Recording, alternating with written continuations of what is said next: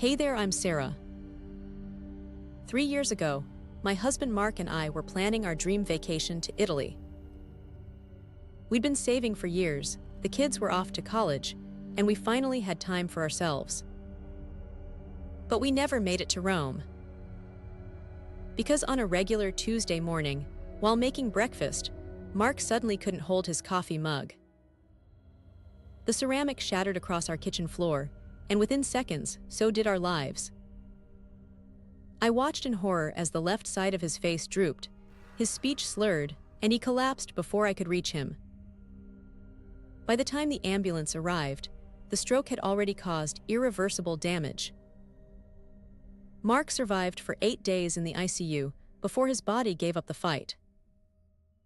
He was only 52. I'm sharing my story today not to scare you, but because I've spent the last 3 years learning everything I wish we'd known before. The truth is, Mark's stroke wasn't just bad luck or genetics. There were warning signs we ignored and preventative steps we could have taken. And if sharing this helps even one person avoid what our family went through, then reliving this pain is worth it. Looking back, the signs were there. Mark had been complaining about headaches for months. Not terrible ones, just enough that he'd pop an ibuprofen and carry on with his day. He'd mentioned feeling dizzy sometimes when standing up quickly, but we chalked it up to being tired from work. His snoring had gotten worse, which I now know can be related to sleep apnea, a condition that increases stroke risk. But the biggest red flag we ignored was his blood pressure. At his last physical, about 8 months before the stroke, his doctor mentioned it was elevated. 145/95. The doctor suggested lifestyle changes and said they'd keep an eye on it. Mark nodded, I nodded, and we went about our lives. We didn't take it seriously enough to make any real changes. That's the thing about high blood pressure. They call it the silent killer for a reason. It doesn't hurt. It doesn't dramatically announce itself. It just quietly damages your blood vessels until one day, they can't take it anymore. I remember finding his blood pressure medication in our bathroom cabinet after he died. The bottle was nearly full. He'd only taken a few pills before deciding he felt fine without them. I sometimes wonder if that full bottle of pills represents the future we lost. After Mark died, I became obsessed with understanding what happened. I needed to make sense of it. I've spent countless hours researching, talking to doctors, and connecting with other families affected by stroke. Here's what I wish we'd known. High blood pressure truly is the #1 risk factor for stroke. It puts constant pressure on your blood vessels, weakening them over time. Nearly half of American adults have high blood pressure, and many don't even know it. But it wasn't just the high blood pressure. Mark had other risk factors too. He was carrying about 30 extra pounds, mostly around his middle, what doctors call central obesity, which is particularly dangerous. His diet wasn't terrible, but it wasn't great either. Lots of processed foods, too much salt, not enough vegetables. Sound familiar? He was also stressed all the time from work. Always checking emails at night, always bringing work home on weekends. That chronic stress takes a physical toll, raising your blood pressure and inflammation levels throughout your body. And then there was his family history. His dad had a heart attack at 60, and his mom had high cholesterol. We knew about these things but somehow thought Mark was different, that he had time to address them later. But later never came.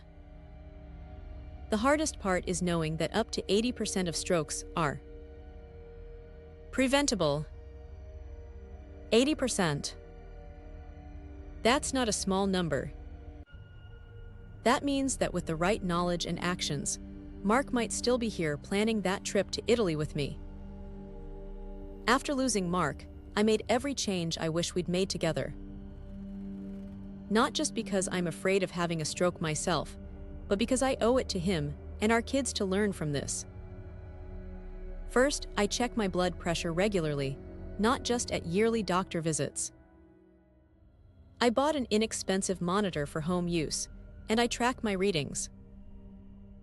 Knowledge is power, and this simple habit has made me more aware of how my lifestyle affects my health. When my readings started creeping up last year, I didn't ignore it like we did with Mark. I took action immediately. I've completely overhauled our family's diet. I've learned that the DASH diet, dietary approaches to stop hypertension, is specifically designed to lower blood pressure. It emphasizes fruits, vegetables, whole grains, lean proteins, and limits sodium. I'm not perfect with it, but I've cut our sodium intake dramatically. Did you know the recommended daily limit is just 2,300 mg? Mark was probably consuming twice that without realizing it. Exercise has become non-negotiable in my life. Nothing extreme, just 30 minutes of walking most days. On weekends, I hike with a group of other widows and widowers I met through a support group. The combination of movement, nature, and community has been healing for all of us. Research shows that regular moderate exercise can lower your blood pressure by 5-8 points, about the same as some medications. I've also learned to manage stress differently. Mark used to internalize everything, never wanting to burden anyone with his worries. I've taken the opposite approach. I talk about my feelings, I've worked with a therapist, and I've learned meditation. It's not just about feeling better emotionally, it's about protecting my physical health too. Sleep has become a priority. Mark used to wear his 5 hours of sleep like a badge of honor, as if needing less sleep somehow made him more productive or successful. Now I know that chronic sleep deprivation raises blood pressure and contributes to so many health problems. I aim for 7-8 hours every night. And finally, I don't miss doctor appointments and I ask questions. Lots of questions. I've learned to be my own health advocate. No more nodding along and hoping for the best. One of my deepest regrets is that I didn't recognize Mark's stroke immediately. I knew something was terribly wrong, but I didn't know the signs to look for. Those first minutes are critical in stroke treatment. For every minute a stroke goes untreated, nearly 2 million brain cells die. That's why everyone needs to know the fast method for identifying stroke. F. Face drooping. Ask the person to smile. Is one side drooping? A. Arm weakness. Can they raise both arms, or does one drift downward? S. Speech difficulty. Is their speech slurred or strange? Ask them to repeat a simple sentence. T. Time to call 911. If you notice any of these signs, call emergency services immediately.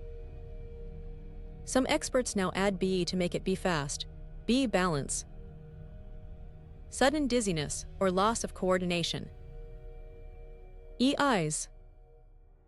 Sudden trouble seeing in one or both eyes.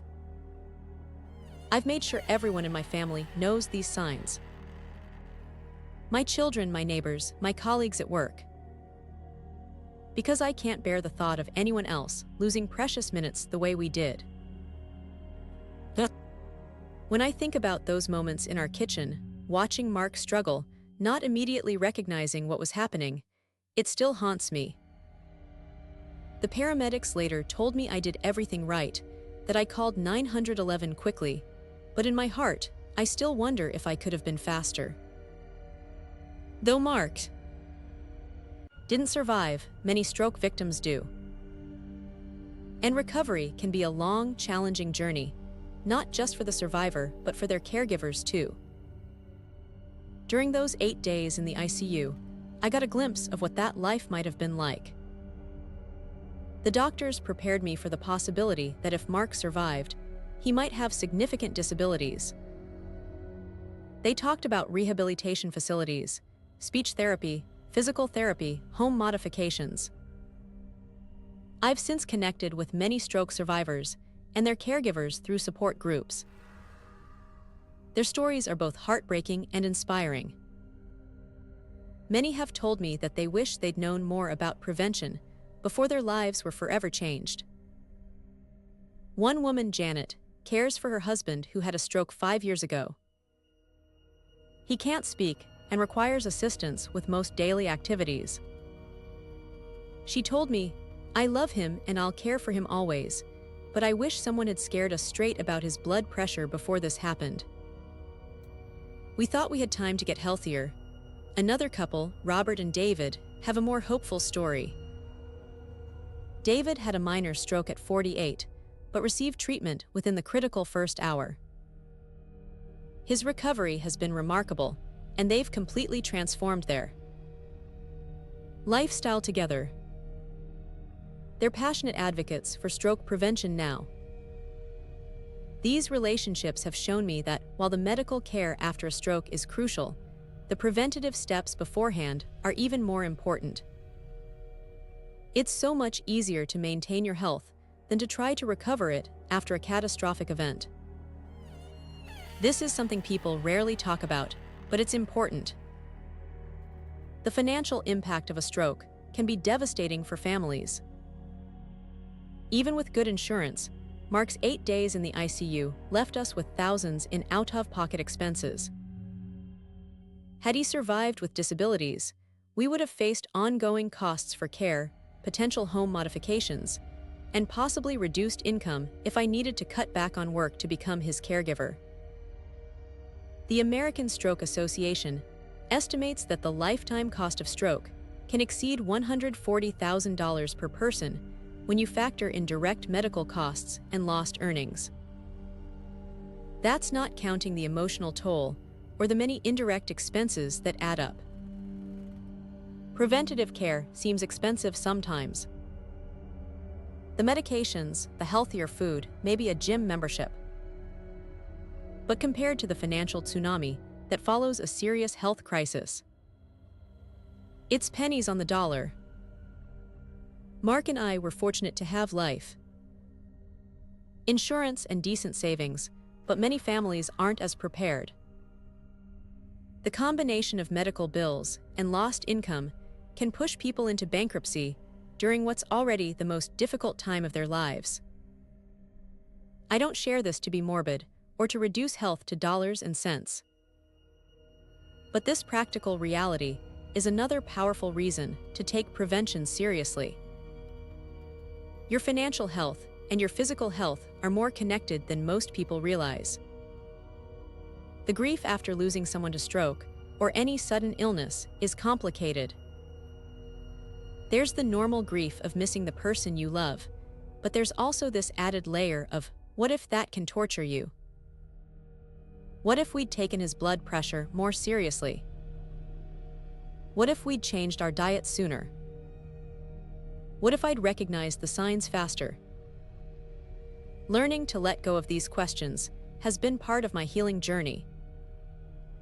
I can't change what happened to Mark, but I can honor his memory by helping others. That's actually how this channel, Heart Smart Living, was born. It started as my personal journal of lifestyle changes and research, and it's grown into this community of people committed to preventing heart disease and stroke. Rebuilding my life has meant finding purpose in this pain. It's meant accepting that while I can't have Mark back, I can potentially help save other spouses, parents, and friends through education and awareness. It's also meant taking care of myself in ways I never did before. Not just the physical health aspects we've discussed, but my emotional and spiritual health too. Grief can take a physical toll on your body, raising your blood pressure, disrupting your sleep, affecting your immune system. So part of stroke prevention for me has been learning healthy ways to cope with loss. I've found tremendous support through stroke survivor and caregiver groups, both online and in person. There's something powerful about connecting with others who truly understand what you're going through. If you're watching this and you've been affected by stroke in any way, I encourage you to seek out these communities. So here we are, 3 years later. The pain hasn't disappeared, but it's changed. I've changed. And I hope by sharing our story, something might change for you too. If there's one thing I want you to take away from this video, it's this: don't wait. Don't put off the doctor's appointment, the lifestyle changes, the conversations with your loved ones about health. High blood pressure, high cholesterol, excess weight, these things seem abstract and distant until suddenly they're not. Start with one small change this week. Maybe it's buying a home blood pressure monitor. Maybe it's adding a daily walk to your routine. Maybe it's cutting back on sodium or processed foods. Small steps compound over time into significant protection for your heart and brain. And please, learn the Be Fast signs of stroke. Share them with your family. Those few minutes of knowledge could literally save a life. If you found this video helpful, please consider subscribing to Heart Smart Living.